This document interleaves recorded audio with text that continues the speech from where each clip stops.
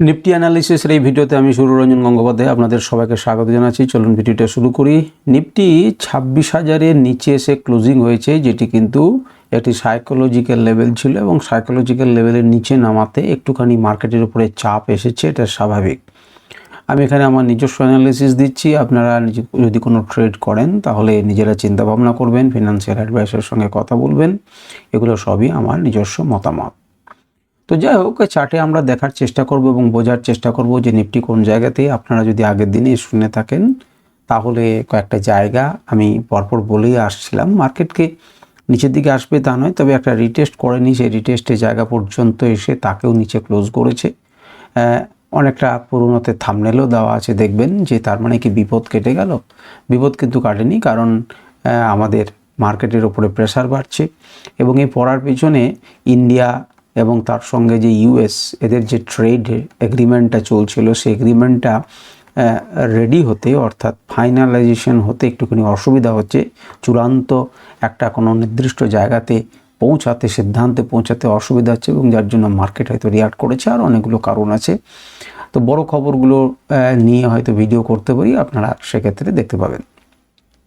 তো দেখুন, একবার তো 26,000-এর উপরে বেশ কিছু টিকে ছিল এবং তারপরে 192 কাছ অবধি ছিল, সাস্টেনও করছিল, কিন্তু আজকে দেখুন ওপেন হয়েছে 122 মনে হচ্ছিল, কিন্তু একটা জায়গাতে ধাক্কা খেয়ে সে একদম নিচে চলে আসে, 900-র ধার অবধি চলে আসে এবং শেষ পর্যন্ত কিছুটা রিকভারি করে দিয়ে 960-এর কাছাকাছি এসে ক্লোজিং দিয়েছে।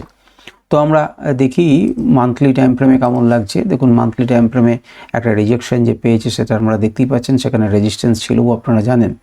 দ্বিতীয় নাম্বারে এখনও পর্যন্ত ঠিকঠাকই আছে মান্থলি টাইম ফ্রেম। এবারে আপনারা চলে আসুন উইকলি টাইম ফ্রেমে। উইকলি টাইম ফ্রেমে দেখুন, এখানে পরিষ্কারভাবে রেজিস্ট্যান্স ফেস করেছে এবং বারে বারে আমি আপনাদেরকে যেটা বলেছিলাম যে আমাদের এই দুটি টাওয়ারই কাল হয়ে দাঁড়িয়েছে। এখনও পর্যন্ত এই দুটি টাওয়ারকে কিন্তু খুব ছোট করে দেখলে চলবে না। এর উপরে কিন্তু ক্লোজিং দিতে পারেনি আগের সপ্তাহে, যেটি আপনাদেরকে আমি কিন্তু বলেছিলাম যে এইটার উপরে যদি ক্লোজিংটা দিত তাহলে পরে কিন্তু আমরা খুশি হতাম। দেখবেন বিস্তারিতভাবে আমি সময়টা বলেছি, প্রায় 25-30 মিনিটের ভিডিও হয়ে গেছিলো। আমরা কতজন শুনেছেন আমি জানি না, কিন্তু এর উপরে যদি উইকলি, আজকে তো সোমবার, এর উপরে যদি ক্লোজিংটা দিত তাহলে আমরা একটু সুস্থ হতাম। এই যে মাইনর জিনিসগুলো যদি আপনারা লক্ষ্য করেন তাহলে দেখবেন যে বিষয়টা অনেকটা স্বচ্ছ হবে। সিম্পল প্রাইস অ্যাকশন এখানে কিচ্ছু নেই। এখান পর্যন্ত পুরো সেলার্সরা রয়েছে, উপর থেকে টেনে নামিয়ে কিন্তু তার নিচে নামিয়ে রেখেছে, যেটি কিন্তু ভালো লক্ষণ নয়। খুললো, একটা চেষ্টা করলো, কিন্তু মার্কেটকে নিচে নামিয়ে দিল। এবার এখানে যদি দেখেন তাহলে দেখবেন যে আজকে কীরকম হলো। এটা যদিও উইকলি টাইম ফ্রেমে দেখবেন যে এখনও পর্যন্ত এই অংশটাতে কিন্তু কি করছে, এই অংশটা কিন্তু রক্ষা করার চেষ্টা করছে, যার উপরে কিন্তু ক্লোজিংটা দিয়েছে। নিচের দিকে নেমেছিল এবং নিচের দিকে কত দূর নেমেছিল আমি একটা রেখা টানি, তাহলে দেখবেন স্পষ্ট বুঝতে পারবেন যে নিচের দিকে কত দূর নেমেছিল। তাকেই দেখুন, আপনারা দেখলে পরে আশ্চর্য হবেন যে এই বিন্দু আর এই পয়েন্টের মধ্যে কোনো পার্থক্য কি রয়েছে না। তাহলে একটা সময়ে মার্কেট এই পর্যন্ত উঠে এই পর্যন্ত নামিয়েছিল এবং তারপর মার্কেট গেছে, তাহলে এটি একটি লেভেল। এখন উপর থেকে যখন আসছে তখন এটি একটি সাপোর্ট জোন হিসেবে কাজ করবে এবং সেটি ক্লিয়ারলি আপনি দেখতে পাচ্ছেন সাপোর্ট জোন হিসেবে কাজ করবে।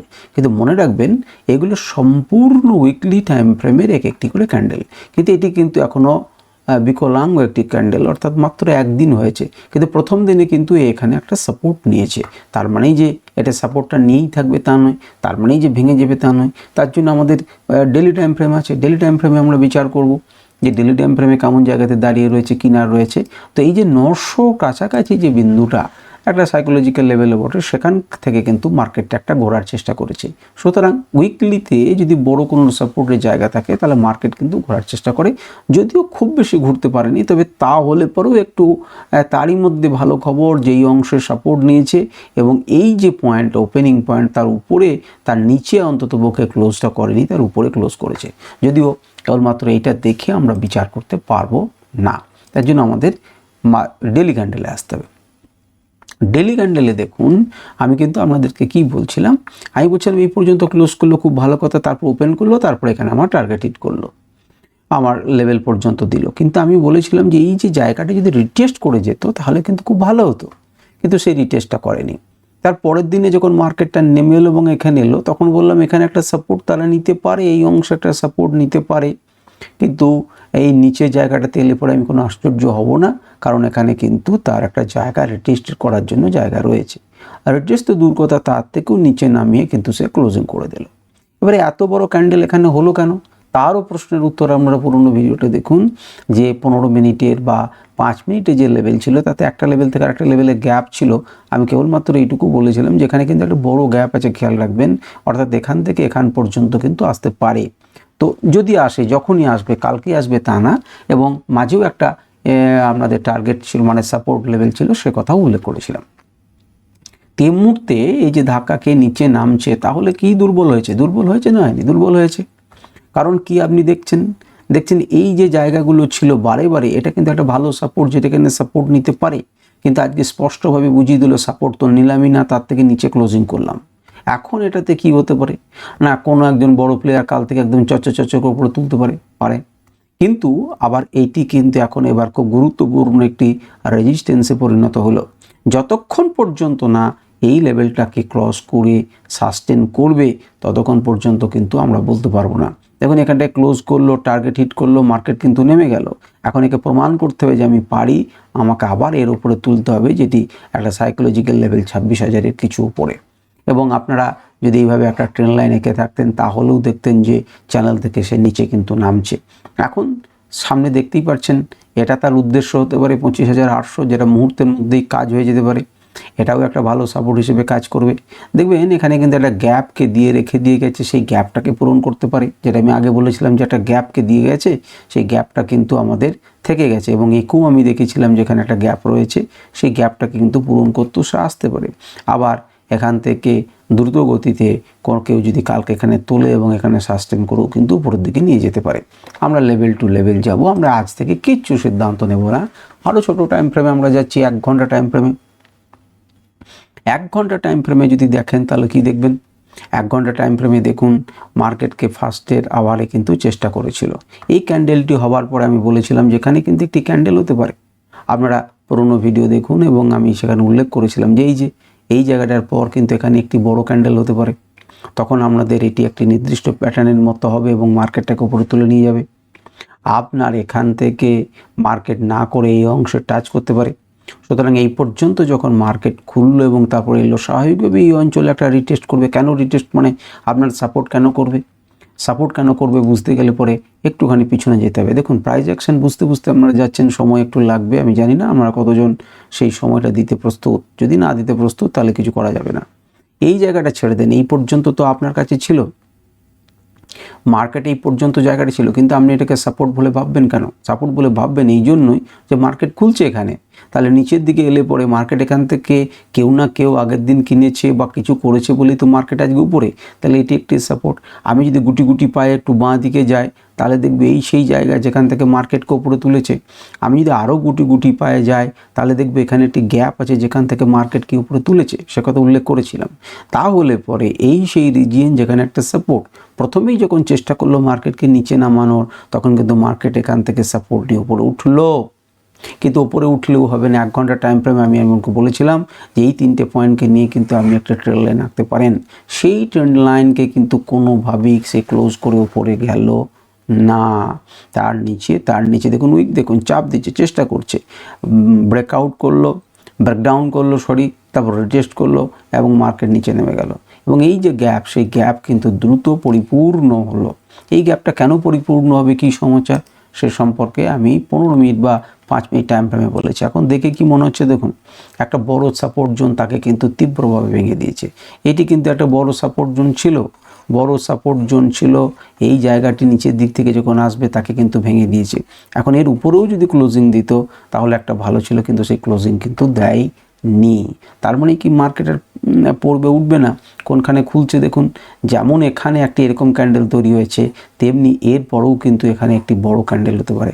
মনে রাখবেন এখান থেকে কিন্তু বায়ার্স আছে যারা মার্কেটকে তুলে নিয়ে গেছিল, তারা কিন্তু একটা চেষ্টা করবে, এমন নয় যে তারা চেষ্টা করবে না।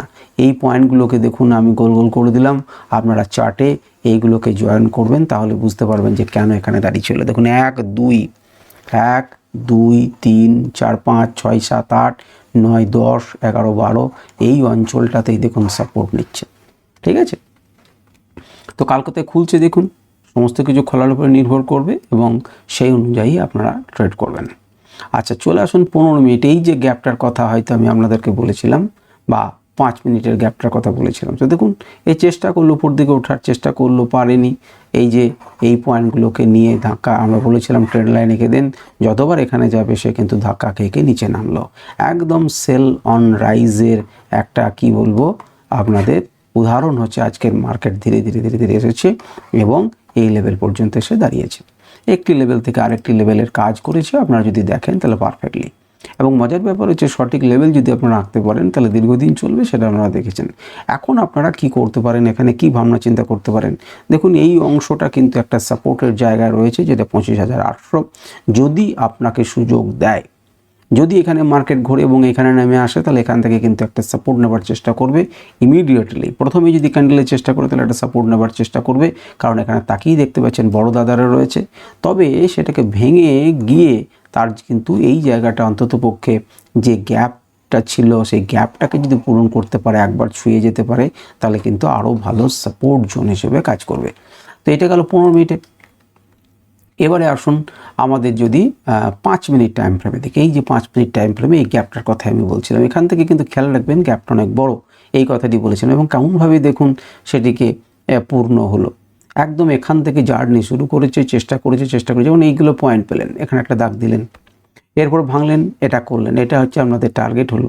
বেশ, এটা পেরোতে পারলো না, ধাক্কা খেয়ে নিচে নামলো। এবারে যখন এই দুটো হলো, তখন আপনি এই পয়েন্ট আর এই পয়েন্টটাকে যোগ করে টানলেন, কারণ এই দিকেও পয়েন্ট আছে, টার্ন করে টানলেন। যখন আবার এখানে গেল, তখন এটা হলো রেজিস্ট্যান্স, আর রেজিস্ট্যান্সের সেল করতে আমরা জানি, সেখান থেকে কিন্তু মার্কেট ধীরে ধীরে ধীরে ধীরে পড়ে গেল। তো এই হচ্ছে আমাদের মার্কেটের রূপ। আমরা নিশ্চিন্তভাবে আমরা দেখতে পারবো। আমরা যদি ছবিটাকে বন্ধ করে দিই তাহলে দেখতে পাবেন যে মার্কেট কেমনভাবে আজকের এই লেভেল অনুযায়ী কাজ করেছে। দেখতে পাচ্ছেন নিচের দিকে এসে রিভার্সাল জোন থেকে ঘুরেছে, কিন্তু এই লেভেলটাকে পেরোতে দেয়নি। দেখুন, যখনই ভাঙলো, ব্রেকডাউন করলো, রিটেস্ট করলো, মার্কেট পড়ে গেলো, আবার ঠিক এই জোনটাকে ধাক্কা খেয়ে সে কিন্তু একদম এইখানে এসে পৌঁছালো। সুতরাং আপনারা ইন্টারডেতে প্রত্যেকটা লেভেলেও আপনারা দেখতে পাচ্ছেন। আমরা যদি সিগন্যাল ইন্ডিকেটরকে লাগাই তাহলেও আপনারা দেখতে পাবেন যে সেল সিগন্যাল দিয়েছে। দেখুন, ফাইনালি সেল সিগন্যাল দেওয়ার পর মার্কেটটি কিন্তু নিচের দিকে পড়ে যায় এবং একটুখানি উপরে ওঠা, এই জায়গাটা একটু মারপিটের এরিয়া হয়েছে, এখান থেকেও একটা বাইং দেওয়ার পরে মার্কেট উঠেছে। তো যাই হোক, সেগুলো পরের কথা। তো এই হচ্ছে ইন্টারডেতে আমাদের চিন্তাভাবনা হওয়া উচিত ছিল। এখন লেভেলগুলো আপনাদেরকে আমি দেখাচ্ছি, মোটামুটিভাবে এইরকম ধরনের ভাবনা চিন্তা। তো তাকিয়ে দেখুন, আপনারা স্ক্রিনশট রাখুন এবং নিজেরা বিশ্লেষণ করুন এবং তার মতো করে করবেন। একবার যদি আমরা দেখে নিই ওপেন ইন্টারেস্টের ব্যাপারটা, তাহলে ওপেন ইন্টারেস্ট দেখুন 26,000-এর গল্প কী আছে। 26,000-এ দেখুন 1,71,000 কল ওয়াই রয়েছে, তার মানে কি রেজিস্ট্যান্স রয়েছে ভালোই, যেখানে পুট ওয়াই। 26,000-এ কিন্তু একটা রেজিস্ট্যান্স তৈরি হয়েছে এবং ইন্টারডেতে যখন পুটরা কিন্তু পালিয়েছে। আমরা মনে করে দেখুন, আগের সপ্তাহে যখন ওয়াই বিশ্লেষণ করছিলাম তখন আমরা দেখিয়েছিলাম যে পুট যারা বিক্রি করেছিল তারা কিন্তু কি করেছে, এবং আপনাদেরকে উদাহরণ দিয়ে বুঝিয়েছিলাম যে 100 টাকা থেকে 90 টাকা যদি হয়ে যায় এবং 110 টাকা যদি পুট বেড়ে যায় মার্কেট পড়লে, তো তাদের তো লোকসান। সুতরাং যারা বিক্রি করেছে তারা কিন্তু এখানে প্রচুর লাল লাল হয়েছিল। ভিডিওটাকে দেখুন তাহলে কানেক্ট করতে পারবেন। লাল লাল হয়েছিল অর্থাৎ তারা পালাবে। সুতরাং পালাচ্ছে মানে তারা কিন্তু ভেবেছে যে মার্কেটে কিন্তু নিচের দিকে থাকতে পারে, যদিও এখানে সাপোর্ট জোন ছিল। সুতরাং মার্কেট যে যেতে পারে সেটা দেখতেই পাচ্ছেন, তাদের চিন্তা ভাবনা সঠিক ছিল। যদিও মান্থলি আমাদের এক্সপায়ারি কাছে এসেছে নভেম্বরে এবং সেই জন্য তার প্রভাব ছিল। আজকেও দেখুন অনেকগুলো পুট ওয়াই চেঞ্জ কিন্তু নিচের দিকে হয়েছে, অর্থাৎ পুট যারা বিক্রি করেছিলেন, পুট যারা সেল করেছিলেন তারা কিন্তু পালিয়ে গেছেন। তাহলে পুট সেল করেছেন যারা ভাবেন যে মার্কেট উপরের দিকে যাবে, তারাই পুটকে সেল করে। তো তারা ভাবছে যে মার্কেট উপরের দিকে যাবে না, নিচের দিকে যাবে, সেই জন্য তো ভয় পেয়ে তারা পালাচ্ছে। আর কল সেল করবেন কারা? কল সেল করবেন যারা মার্কেট নিচের দিকে নামবে জানবেন। তো কল সেলের পরিমাণ এখানে প্রচুর বেশি। ঠিক আছে, তো যাই হোক, এই হচ্ছে আমাদের আলোচনা। আশা করি আমাদের ভিডিওটা কাজে লাগবে যদি মন দিয়ে শোনেন। নমস্কার, ধন্যবাদ।